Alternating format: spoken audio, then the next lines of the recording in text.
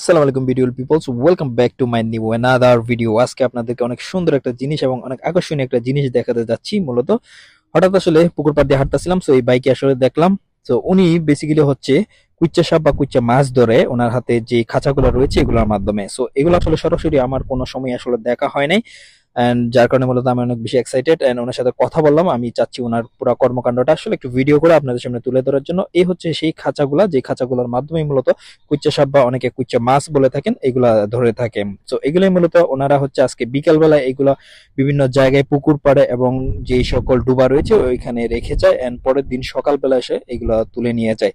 And তারপর হচ্ছে আসলে এই কুইচ্চাগুলো দিয়ে আসলে ওরা কি করে পুরো প্রসেসিংটা আপনাদেরকে দেখানোর চেষ্টা করব, এবং আমি নিজেও আসলে জানার চেষ্টা করবো আসলে এত এত কুচ্চা ধরে ওনারা কি করে বা এগুলো কোথায় বিক্রি করা হয়।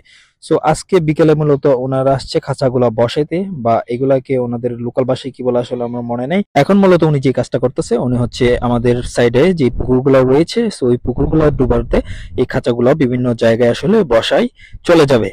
এন্ড পরবর্তী দিন অর্থাৎ 24 ঘন্টা পর পরে আসবে এন্ড ওইখানে যা পায় আর কি। হ্যাঁ, সো ওনার খাঁচা বসানোর যা সিস্টেমটা দেখেন, জায়গাটা একটু পরিষ্কার করে ওইখানে জাস্ট খাঁচাটা লতা পাতার নিচে ঢেকে দিয়ে বাস ওনার কাজ শেষ। এন্ড এখানেই মূলত আসলে কিভাবে যে চলে আসে আমার আইডিয়া নাই, এটার ভিতরে আসলে কোনো খাবার দাবার কিচ্ছু দেওয়া হয় নাই। হ্যাঁ, জাস্ট খাঁচাটা বসিয়ে দিয়েছে। তো আশেপাশে আমাদের বাড়ির আশেপাশে যত পুকুরগুলো ছিল সবগুলাতে আসলে উনি খাঁচাগুলো বসাইতেছে দেখলাম। এই প্রফেশনের সাথে যারা জড়িত রয়েছে এরা মূলত গারো সম্প্রদায়েরই মানুষজন। আর সবাই জানেন কুইচ্চা বাংলাদেশে আসলে আদিবাসীদের নিকট আসলে খুবই জনপ্রিয় একটি খাবার। তবে যারা সমতলের রয়েছে বা বাঙালি যারা রয়েছে তাদের কাছে খুব একটা আকর্ষণীয় না হলেও অনেক বাঙালি আসলে খেয়ে থাকেন। তবে আমি একবার ট্রাই করেছিলাম। সো উনি হচ্ছে আসলে খাঁচাগুলা সুন্দর করে বসাইতেছে। আর ওনার সাথে অনেকগুলো খাঁচা ছিল যেগুলো উনি আমাদের এখানে আসার আগে অনেক বাড়িতে আসলে বসিয়ে এসেছে, এবং আরো কিছু সামনে এরিয়াতেও আসলে বসাবেন।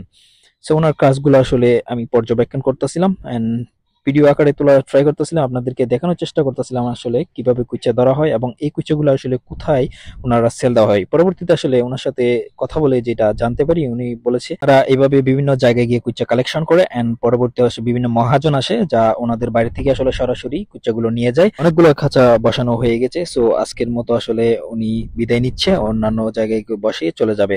পরবর্তী দিন আসলে এগুলা তোলা হবে। 24 ঘন্টা পর দিন সকালবেলায় উনি দেখলাম চলে আসলো 7টা বাজে। আমি ঘুম থেকে উঠতে উঠতে অনেক লেট হয়ে যায়, যে আমার বাড়ির আশেপাশে যেগুলো ছিল ওইগুলো তুলে ফেলেছে and অন্য বাড়ির সাইডে যেগুলো তুলতেছিল পরে আমি ওইগুলো থেকে ভিডিও করলাম।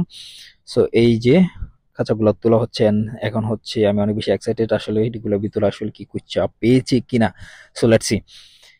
সো অনেকগুলা খাঁচাই প্রথমে 3টা খাঁচা নিয়ে আসলো এন্ড খাঁচাগুলা তোলার পর আসলে খুলতাছে, ওপেনিং করা হচ্ছে, আনবক্সিং করা হচ্ছে এন্ড ফাইনালি আমি যে ক্যামেরাতে দেখাই, ওই যে দেখেন প্রত্যেকটা খাঁচাতে আসলে একটা করে কুইচ্চা চলে আসছে। এখানে আসলে কোনো খাবার দেওয়া হয়নি, বাট আমার ইন্টারেস্টিং বিষয় হচ্ছে এই কুইচ্চা কেমনে আসলো এটার ভিতরে। হ্যাঁ, সো এইভাবে আসলে আলাদা আলাদা করে প্যাকেট করা হচ্ছে এন্ড এইগুলা খুবই সুন্দর করে বদ্ধ করে রাখে একটা বস্তার প্যাকেটের মধ্যে।